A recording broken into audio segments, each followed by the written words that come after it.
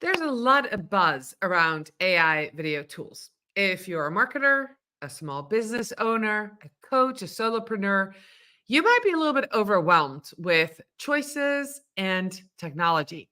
Today on Strategy Talks, we'll get to the heart of how to use AI video tools to streamline and simplify your social media marketing.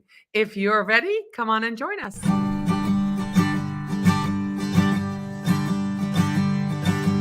Let's strategize together. Let's hear it from an expert. Join the conversation, it's informative and free. You and me, let's talk some strategy.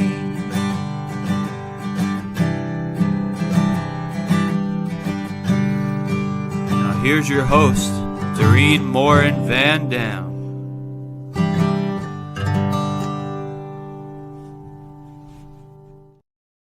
Hello, everybody. We're back with another episode of Strategy Talks. We're going to talk about AI tools today, which I am video tools. So I'm super excited.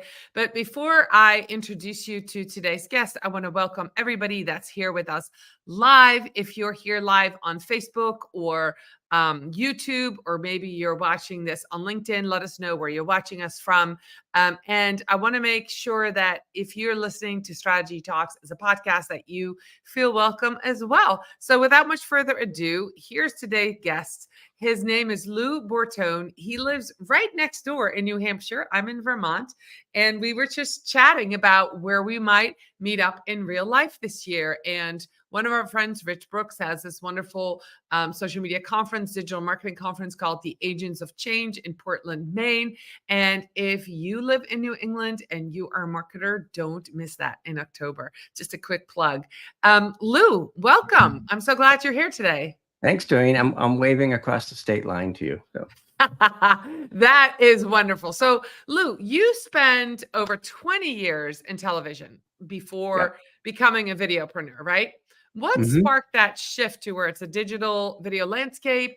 And how has your experience shaped your approach to AI tools in video marketing? It's funny because I grew up, my dad worked at a TV station. So I basically grew up in TV. It's all I ever wanted to do. And I did that in Boston and Los Angeles for many years. And I sort of got into the digital side by accident. It was during the .com boom. And people were throwing stupid money around, making crazy offers and things like that. So I got an offer to go to a .com here in New Hampshire. So I left my job in LA at the big, nice corner office and all those things for a little startup. And when that didn't pan out, like many .coms, when that bubble burst, I started just, doing video on YouTube and doing little local videos and things like that. And the stuff on YouTube was just absolutely blowing up. So I realized that, and this was like 2005, 2006, really, really early in the stages of YouTube. But I knew that okay, this is going to be more than just skateboarding cats and, rap videos and stuff like that. So, and the way that I sort of informs what I do now is I still think of everything as it's all just a screen. We may be watching YouTube, we may be watching a television, we may be watching a tablet, but it's all just entertainment on screens. And I know this from my 26-year-old twins. It's like they don't make any distinction between YouTube and Fox and their tablet and TikTok. It's all just stuff on a screen. Which is a completely different conversation, but it's a little bit scary. I just was on a podcast as an interview as a parent of Gen Z, and I've got kids the same age as your daughters. And that's a little bit scary when they're getting their news from TikTok. Exactly. and they can watch TikTok and be watching TV on television and have YouTube on another screen all at the same time. And my head is just exploding. So I know, it's crazy. So, okay, you call yourself Consigliere. I probably completely butchered that word, but it's the brightest names, right? In digital marketing. Can you share maybe a real life example of how AI video tools helped maybe a client or yourself achieve those kind of results, and how that worked? And please pronounce that word correctly for me? Consigliere. I'm still working on it, and I'm Consigliere. Italian. It's Okay. like an Italian word for All counselor. It's right. like a fancy way of saying coach, right? Okay. I But like yeah, it. I've worked with a lot of clients, and the great thing about AI is that we can take a lot of their existing content and existing IP and repurpose it very easily in video form. So they don't have to spend a whole lot of time and effort creating new content. They can take their IP, their intellectual property, or the stuff that they've already done, and I help them with AI to repurpose that and use it in whole new ways, whole different ways, turning podcasts into videos, turning articles into videos, turning blog posts into videos. So that's one of the things that's happened with that, is that we've just been able to do more content more quickly. Okay. So let me ask you, who are the people that Mhm. you work with that don't want to be on video? Because I have had several in the past, several Mhm. clients that I can think of. And, especially the further back I go, there's definitely Right. more and more people who don't want to be on video. And nowadays people kind of know they should be, but Yeah. there's still introverts and certain industries where people are like, Mhm. I just don't have time or I don't want to be. Who have you found is the most reluctant to be Well, on video where this AI thing would really work? introverts like myself, I'm like the poster child for the person who doesn't want to be on camera. I've spent, 20 years in the TV industry on the other side of the camera doing Sure. marketing and things like that. So I really didn't want to be on camera. And most introverts don't. And most folks, for whatever reason, especially some of the older generation, just are not like adept or don't want to do it. So the first thing I try to do is coax them into it and coach them into saying, it's not that bad. Just do a Facebook Live and, trust me, not that Sure. many people will see it. No. But if they really don't want to do video, it's great because they can do audio. If they want to do voice only, if they're doing a podcast, we can turn that into video, either with, video footage or just a thumbnail.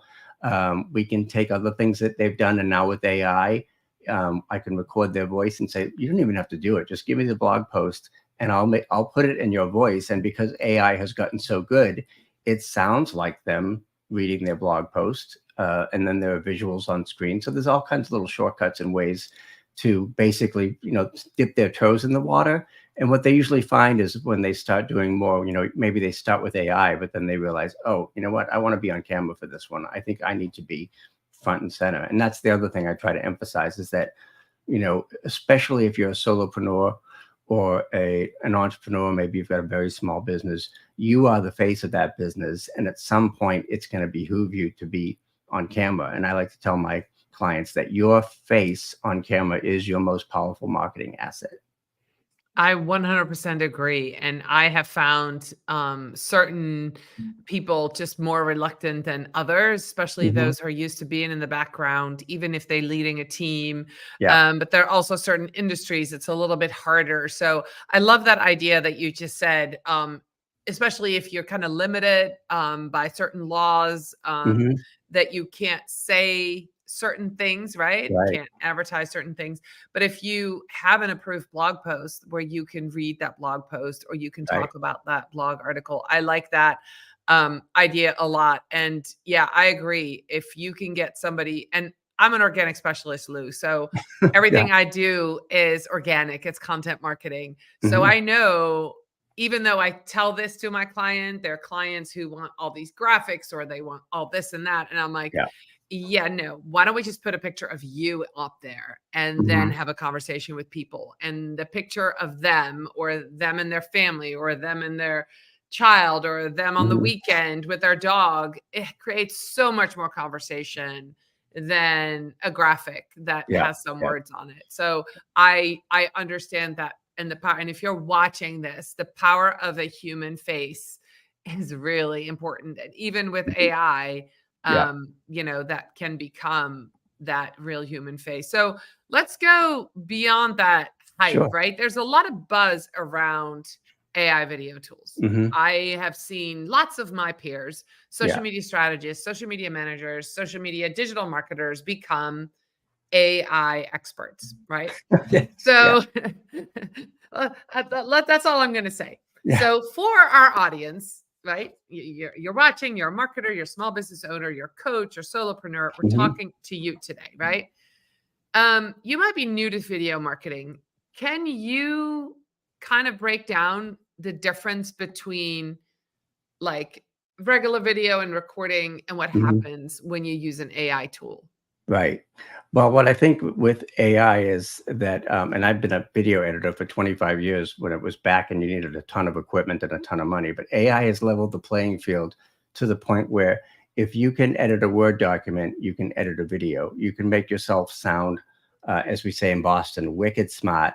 We can sound a lot smarter because the AI tool just took out all your ums and ahs. It took out the mistake that you made or said back there. It took out the dog barking in the background. So it's just created a more seamless way to create video more quickly. And part of it too is like if somebody says, I don't like the way I sound on camera, I don't like my face on camera. Now, you can't do too much for that, but you can enhance the sound and again make the person sound a little bit more articulate with that editing because you can take out the ums and the ahs and the filler words. And you're saying that anybody can learn this, even if they're not technically inclined, even if they don't have a lot of experience. Hmm. Um, I love what you just said. Can you explain a little bit more about text-based? If you can edit a Word Sure. doc, you can edit. I know probably what tool you're referring to because I use Hmm. the tool. Can you explain a little bit more how that works? Yeah, and that the tool that I like and the one that you're probably using is Yes. descript.com, and which started sort of as a podcast editing tool. But when they introduced the fact that you insert a Word document or text, and you can edit the text, and whatever changes you make to the text are reflected in the video, that changed the game for video editing because video editing used to be all about timelines and chopping and cutting and pretty technical stuff. Whereas now it's like, oh, I can just edit this Word document and take out this line, and it will take it out of my video. So it's again just kind of leveled the playing field in terms of video for editing.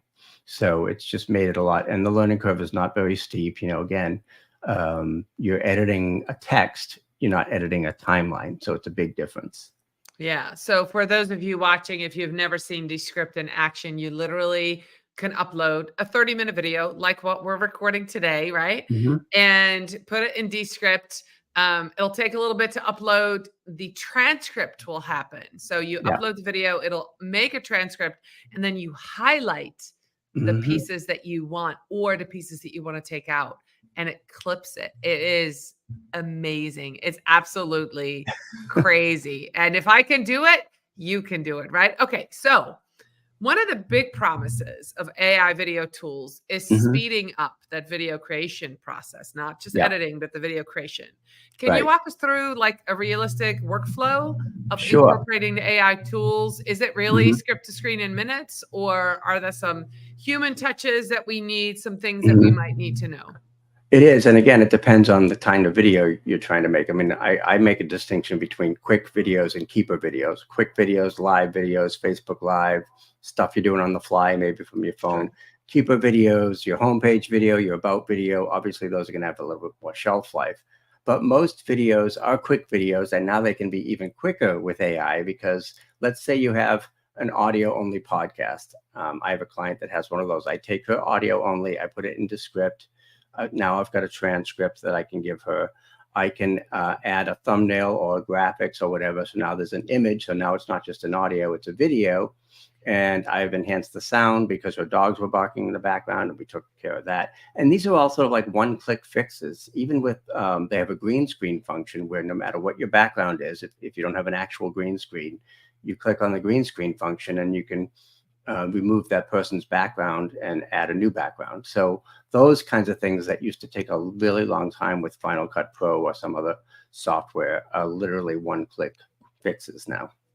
That's amazing. Now, if you were to create something new, do you feel like, especially with AI and all the edits we can do, that Hmm. people still need scripts, or do they just need a Hmm. title? Do they just need like, hey client, talk about the 5 ways to do XYZ and you got it? Or are Yeah. you like, you need a script, here's your Hmm. script, I'm going to use AI, right? Yeah. To create the script. How do you work on that?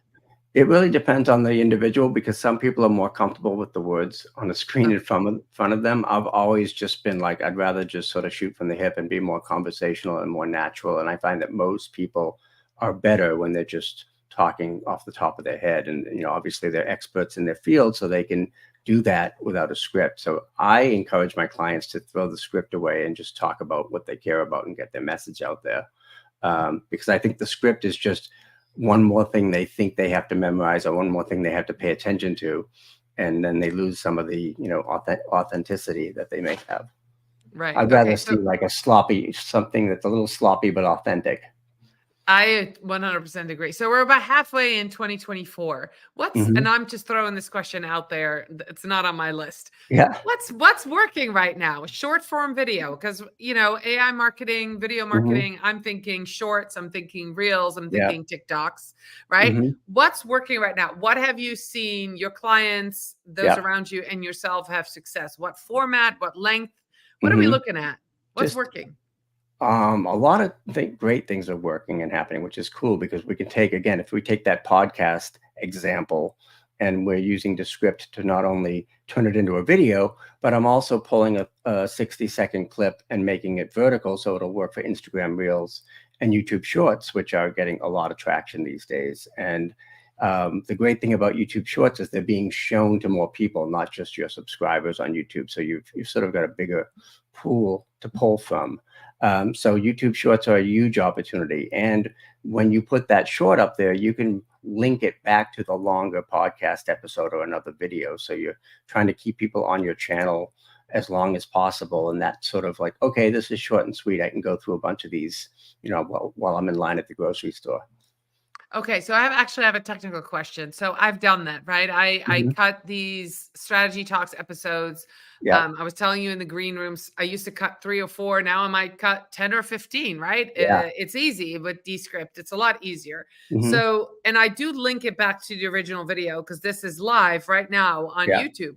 How does that for the user? I've never even thought to think about what the user experience is. Do you know if I watch a short, does it then give me the option to watch the long video? Yeah, like at the, there's an end screen that will point you to that. And again, it's better if like, okay, I know this is going to be YouTube short, so I'm going to make sure I say watch the next one, or swipe right, or whatever, whatever the kids call it now. But yeah, I mean, you're trying to create a seamless viewer experience, so that they're just sort of naturally following a progression that you just want them to stay with you. Like, okay, if you like this, you'll love the longer episode. Okay, that makes a lot of sense. So, a major concern with AI generated content is that it can feel impersonal. I have several friends who have created their AI avatar.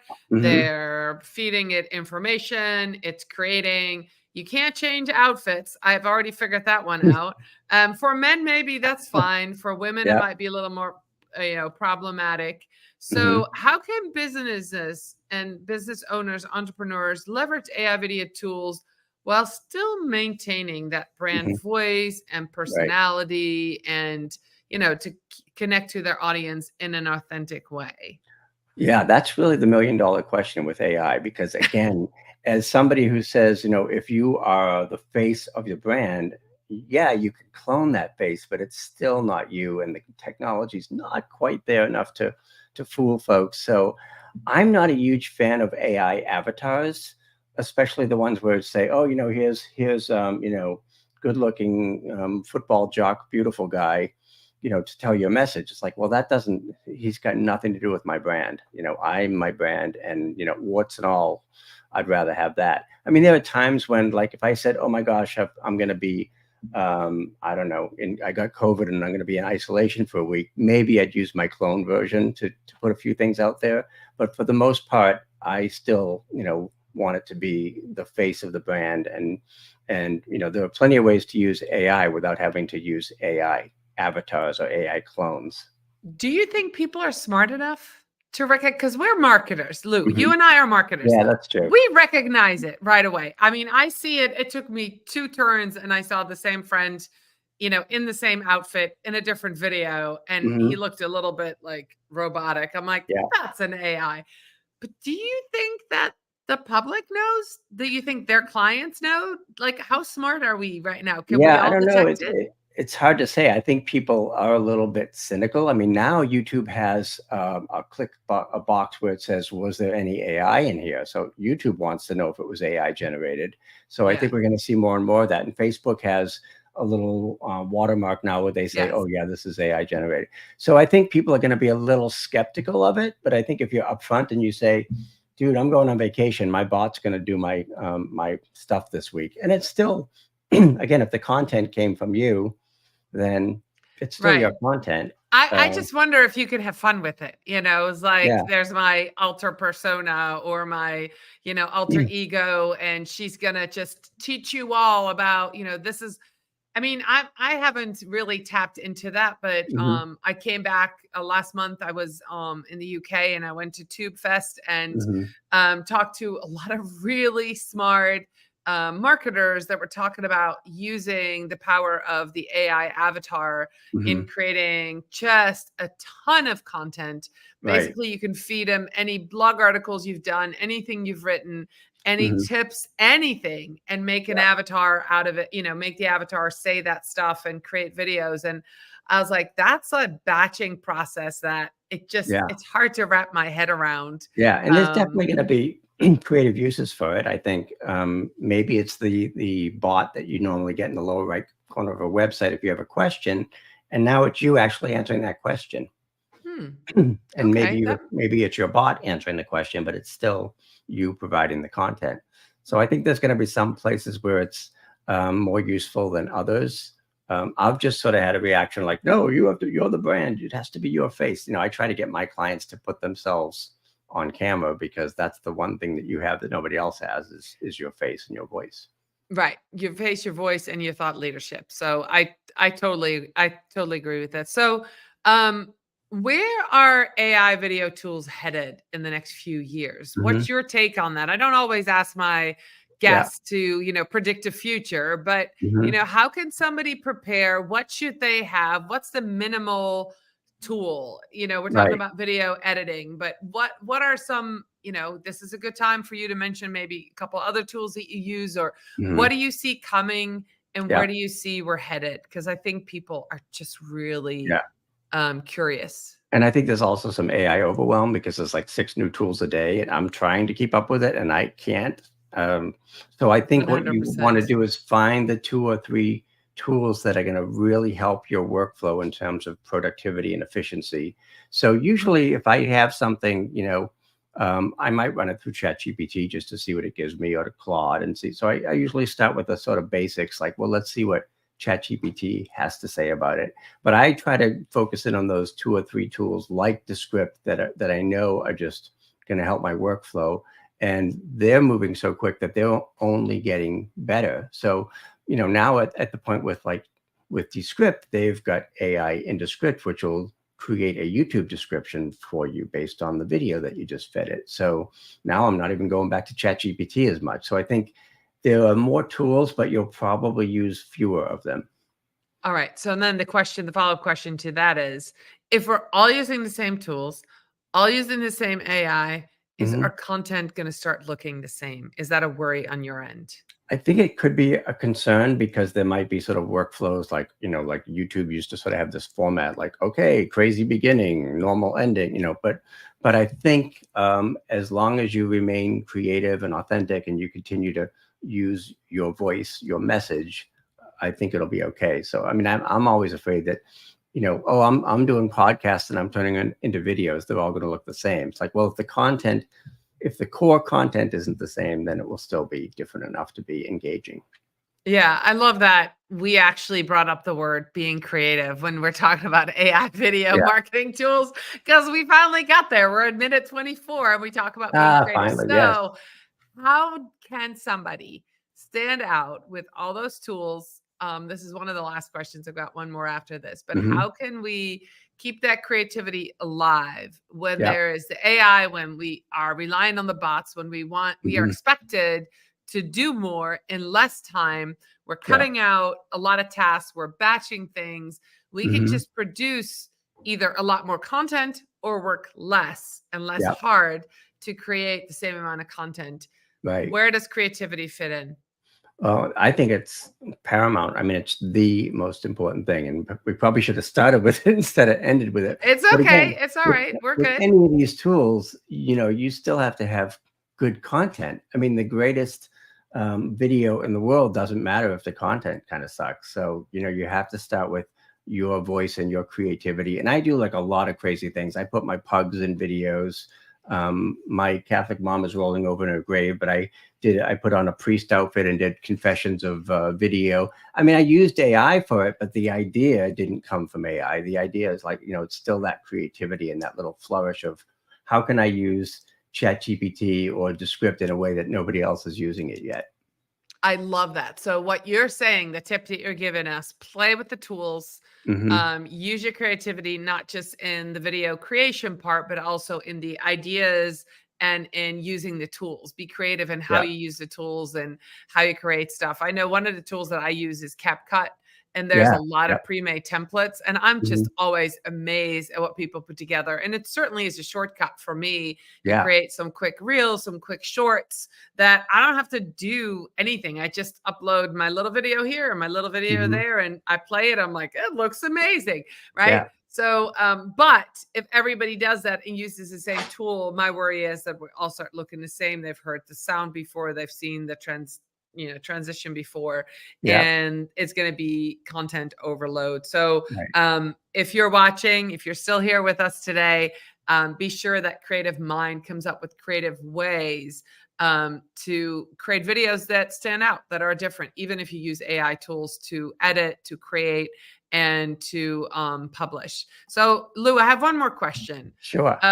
With all the experience that you have, what have you seen is the most common video marketing mistake that you see businesses make, Mhm. and how can somebody who's watching not make that mistake using AI potentially?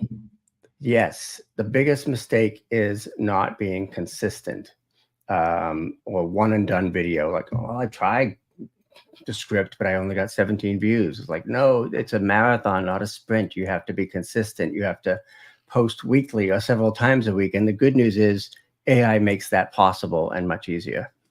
All right. So because if you're using AI, you can create a lot more content faster. And okay, that's an awesome answer. I love that. So watching this, be consistent. It's one of the reasons why this show is live every single week, because we want to be consistent. I then create little shorts that go on YouTube, and then they go on LinkedIn. They go different places. You might have seen the shorts other places. Lou, we are at the end. Where can people meet you, connect with you, learn from you? I know you're going to be at the Agents of Change in October if they Mhm. want to see you live, hear you live. But where can they connect with you in the meantime to get to know you and what you do? I'm Lou Bortone on all the socials, and my website is loubortone.com. All right. That is super simple. Is there any last words that you want to leave somebody with that is sitting here going, I'm ready, but I'm scared? What Yeah, just what is the piece of advice that you can give somebody? aside from stealing the Nike slogan and saying just do it, it's like, yes, just push yourself just enough to get over the edge to try it, because it's not that scary. It's not that scary. And get it off the Okay. hard drive. I know so many people who do videos and they're just like, well, you didn't put it anywhere, so you didn't really do it. So Okay. All right. That's a good thing. All right. Thank you so much for being with me today. All of those of you who were here with us live, thank you for being here live. If you're listening to this podcast, I appreciate you listening. I'll be back next week with another episode of Strategy Talks. And for now, we'll say goodbye. Bye, everybody.